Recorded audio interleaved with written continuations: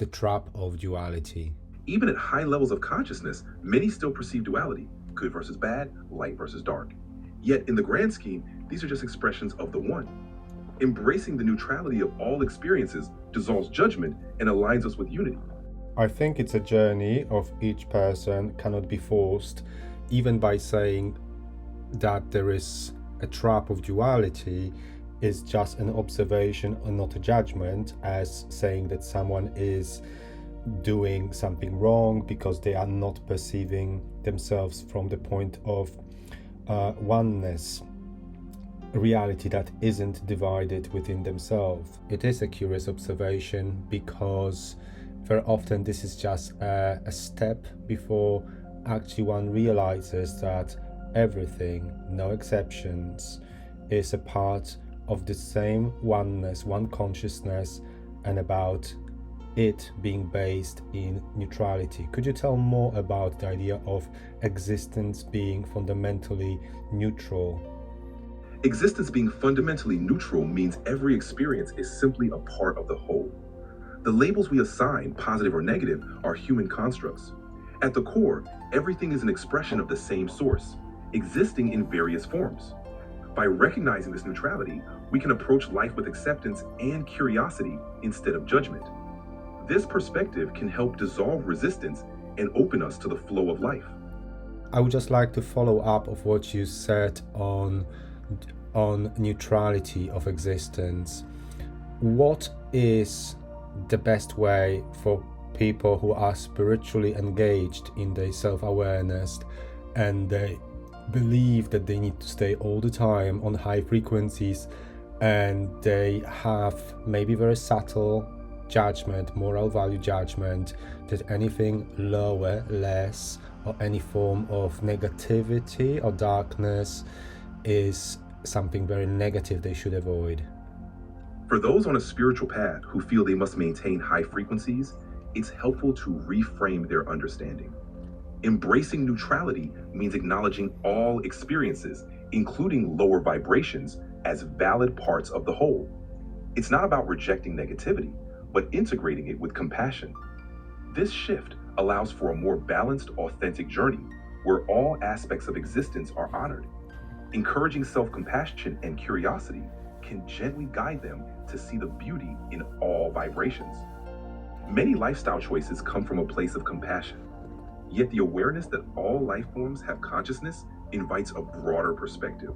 It's about honoring the interconnectedness of all beings.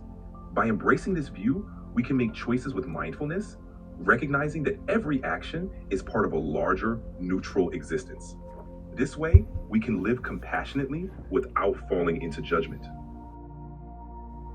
And I notice also, particularly channelers who embrace spiritualities, but they might have had background in Christianity, sometimes they still perceive, maybe not so consciously, that the physicality is less valuable than the spirit, even though everything is spirit. There's no such a thing as spirit and the body as being something else. It's just different frequencies. So some of them, they would still promote or embrace for themselves idea that not having sex or any sexual kind of engagement gives them some type of higher frequencies. Well, how would you comment on that?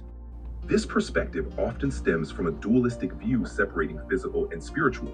In truth, all expressions, including sexuality, are sacred. It's not about abstinence being inherently higher, but understanding it as one of many pathways.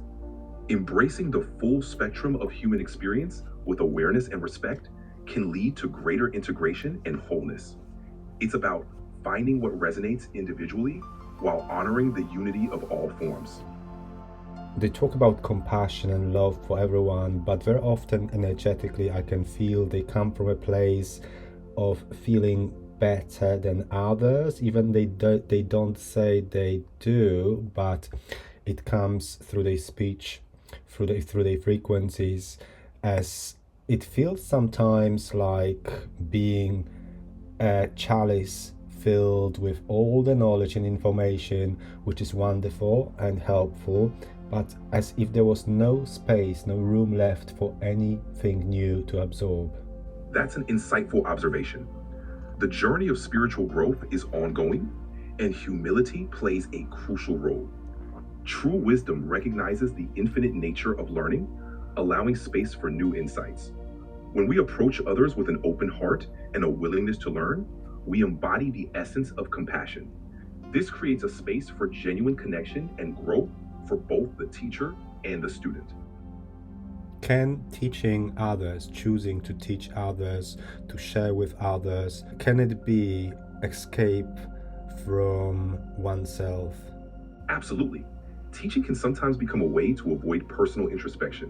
When we focus solely on guiding others, we might miss opportunities for our own growth. Balance is key. Sharing knowledge while remaining open to self-reflection ensures that teaching becomes a mutually enriching experience. It's about maintaining a humble curiosity that keeps us connected to our own path.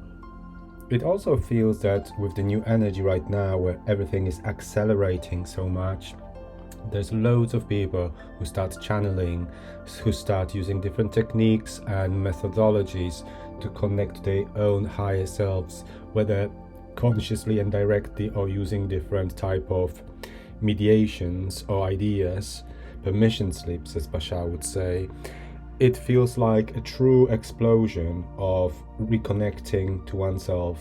Indeed, there's a noticeable surge in people embracing their spiritual gifts and exploring new ways to connect with their higher selves. This acceleration can be seen as a collective awakening where more individuals are tuning into their multidimensional nature. It's a beautiful time of rediscovery and empowerment, where we can support each other in navigating this expanded awareness with love and curiosity. If you could give us your final message for all of us on that journey, on this planet, in this reality, in our own dreams, what would you say to help us fully free ourselves from the idea of duality, moral value judgment, or any type of judgment that comes from the perspective of duality? My final message would be to embrace the journey with an open heart. Recognize that all experiences, all expressions are facets of the one consciousness. Release judgment by honoring each moment as a sacred part of your growth. Trust in your inner wisdom and remember that you are both the dreamer and the dream. In this unity, you'll find the freedom and peace you seek.